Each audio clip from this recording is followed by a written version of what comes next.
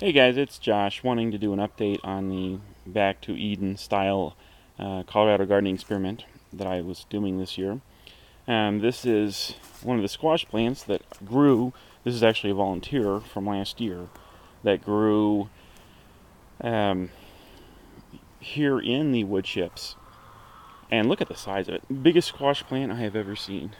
It's it's just gigantic. It is probably 5 feet across and 3 feet-ish high.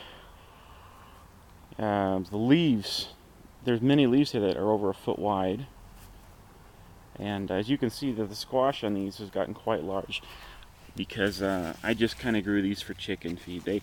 Some of the squash came out a little funny looking. I think it got like cross-pollinated with some zucchini, and they came out kind of this pale green stuff. So I haven't actually um, been using these two particular plants for anything but chicken food. And I just let the squash get quite large, and then I just dice it up and toss it in the chicken run. But still, enormous size plants. And these are the Black Beauty zucchinis that I planted. I planted 3 plants of those, also quite large, much larger than the squash plants in the raised beds. The ones in the raised beds definitely put out more fruit by several magnitudes, but that's in 100% composted manure. So they really take to that. And this was kind of like regular dirt, honestly, with just the sawdust and the wood chips put on, 6 inches thick. So I think that would explain the fruiting variations, but definitely the size would indicate that there's something to this. Unfortunately, this year, squash bugs found me since I started gardening 3 years ago. Never had an issue until this year. And, of course they started on kind of small, and I didn't really mess with it. And, of course, now I have a full-blown infestation. So I'm going to probably actually be ripping all my squash plants out here within the next few days in an attempt to kind of disrupt the life cycle. Um, here's a bunch right here. Those are fairly freshly hatched ones, and they will grow into the adult-sized ones here shortly, which are the really disgusting-looking ones. But let me show you over here in the raised beds, kind of how everything looks. As you can see, plants are much smaller, and they're starting to die, probably from the squash bugs. Although the powdery mildew that gets me every year has shown up here too. So I'm probably only a couple weeks away from losing this to the powdery mildew.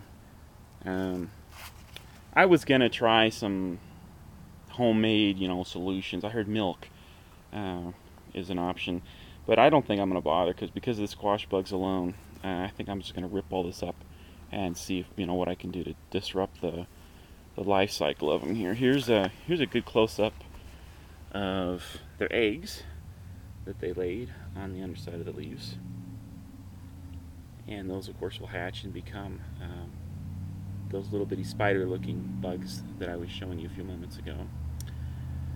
I don't see any adults around here currently. They're quite clever. They'll hide. I mean, if you try and like manually pinch them off, even though they're quite large, they'll back around the stem and keep the stem between you and them. Oh, here's some more half grown. Oh wow, look at that infestation over there. The size of that. Yeah, they're just eating this poor plant alive, literally. It's sad.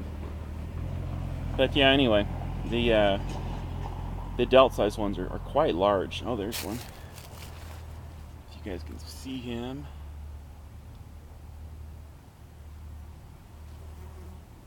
Right there, but they are probably about the size of your fingernail. Small fingernail. Kind of disgusting looking. They got a hard back, shaped like a shield. Kind of reminds me of a cockroach. But anyhow, they've made their mark here, and this is pretty much, I think, gone. Certainly between them and the powdery mildew. So I'm just gonna rip all this out and be done with squash for the year. And honestly, I'm not going to miss it. I planted way too much squash, much more than I needed, which is probably a good thing, but I have gotten a ton of it frozen, enough to certainly last me through till next year. And I've given a ton of it away, fed a ton of it to the chickens. Makes great chicken food, by the way, if you get them big enough. So I think I'm done. But definitely I'm going to grow squash probably just strictly in the wood chips next year. They just seemed a lot more healthier, watered them a lot less. The ones that you're looking at right here probably got watered 5 times the whole summer. And I'm not even sure if they actually perhaps even needed that. But, you know, I just would walk up with a hose at least every couple of weeks and hit them with a little water. Because I didn't want them dying, you know, I wanted it to be a halfway reasonable experiment. And of course I have drip irrigation to the raised beds, so they were getting water. They got watered, you know, quite a bit frequently, and since they're not so heavily mulched. But the squash really took to this system. This really did. I had thought I'd planted them too far apart, but here by the end of or actually we're coming up like the middle of August, they really filled up the space in between them. They really got quite large, particularly the volunteers. So I might even try a system of Paul, who you know, was starred in the Back to Eden film, does, of actually just putting the seeds into the ground, and like his potatoes and stuff like that, seed potatoes, and just they'll come up when they come up. They'll come up when it's time to come up. You don't have to time it, and I think that's kind of neat. So the volunteers did best of any squash, better than the ones I even planted with regular seeds.